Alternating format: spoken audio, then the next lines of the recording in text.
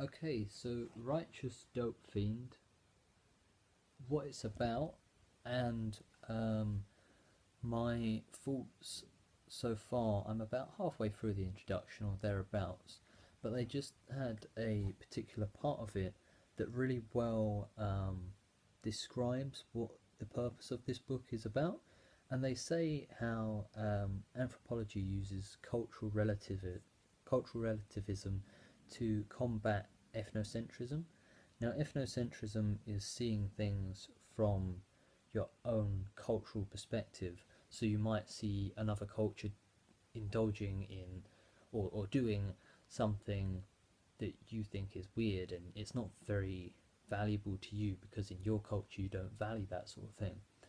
And what anthropology does to combat this sort of thing is cultural relativism, where they understand that everything is relative to the culture that they're observing. And they're saying it's hard for them to have cultural. It's hard to have cultural relativism when it comes to drug users because, well, it's not hard to, but it's hard um, to to to have other people perceive that they are being having cultural relativism. So what they say is, for us, it has also been a practical way to get.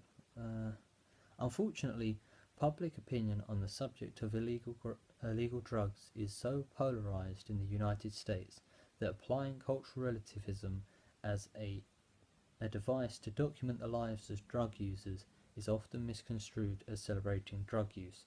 So what they're saying is they struggle to, uh, they want to use that, and they probably do use that, but it can often be misconstrued as celebrating drug use. And the reason I found that quite so interesting and quite an important point is when I heard about this book, Righteous Dope Fiend, and like I didn't know anything about it, I sort of got the vibe or just assumed that, oh, maybe like what are they going to be showing us? Are they going to be celebrating drug use? And I also knew that if I told just the average person, hey, I'm reading this book, they might think, oh, is it celebrating drug use? They might sort of get that vibe when really what all it is an anthropological study of homelessness and drug use, and it's quite interesting. So that is what I have learned from the first half of the introduction.